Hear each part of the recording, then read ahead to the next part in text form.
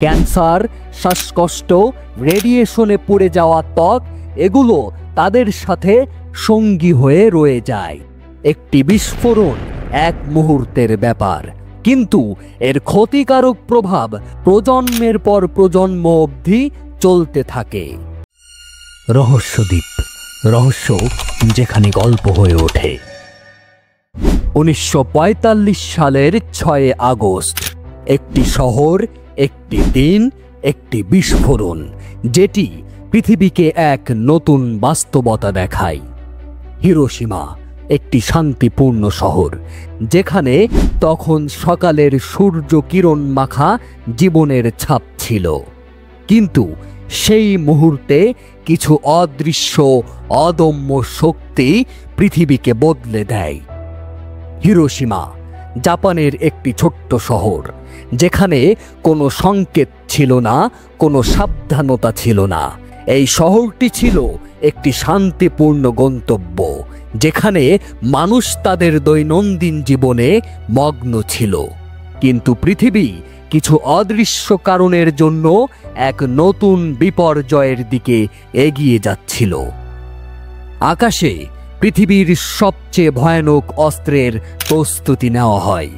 এটি ছিল এক নতুন অধ্যায়ের সূচনা, যেখানে মানুষকে প্রমাণ করতে হবে তাদের ক্ষমতা সীমাহীন নয়। এটিই ছিল লিটল বয়, প্রথম পারমাণবিক বোমা, যা তার নিজস্ব বিপর্যয়ের গল্প লিখে দেবে। বিস্ফোরণের এক মুহূর্তে হিরোশিমা পাল্টে যায়। রাস্তাগুলোর স্নিগ্ধতা আর স্বাভাবিকতা এক লহমায় ভেঙে পড়ে।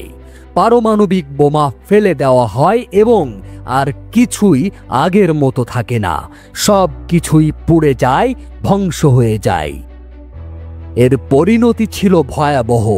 এক মুহূর্তের মধ্যে 70,000 মানুষ নিহত হয়, কিন্তু মৃতের সংখ্যা এখানেই থেমে থাকে না। দীর্ঘদিন ধরে আহতরা ধীরে ধীরে মরে যেতে থাকে। রেডিয়েশন তাদের শরীরে ছড়িয়ে পড়ে। প্রতিটি ক্ষত সৃষ্টি করেছিল একটি নতুন মৃত্যুর গল্প। একে একে 1,40,000 মানুষ পরবর্তী কয়েক মাসেই মারা যায়। এটি ছিল এক অভূতপূর্ব শোক।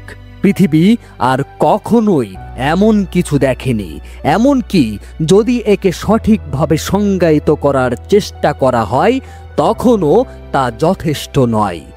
একটি দিন, একটি মুহূর্ত, একটি পুরো শহর, একটি পুরো জনপদ চিরতরে বদলে যায়।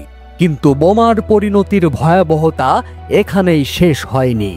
আহতরা জীবিত থাকলেও তাদের জীবনের প্রতিটি মুহূর্ত বিষাক্ত হয়ে ওঠে।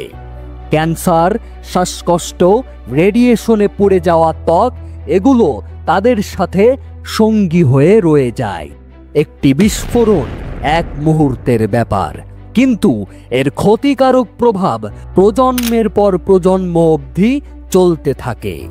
মানুষের প্রতি মানুষের এমন অমানবিকতা একটি জাতির জন্য যা এক অপার সংকল্পের চিহ্ন হয়ে দাঁড়ায়।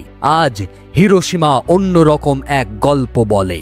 এটি শুধু ধ্বংসের গল্প নয়, বরং পুনর্গঠন, নতুন সূচনার গল্প, শান্তি প্রতিষ্ঠা ও যুদ্ধের কুমন্ত্রণা থেকে শিক্ষা নেওয়ার গল্প।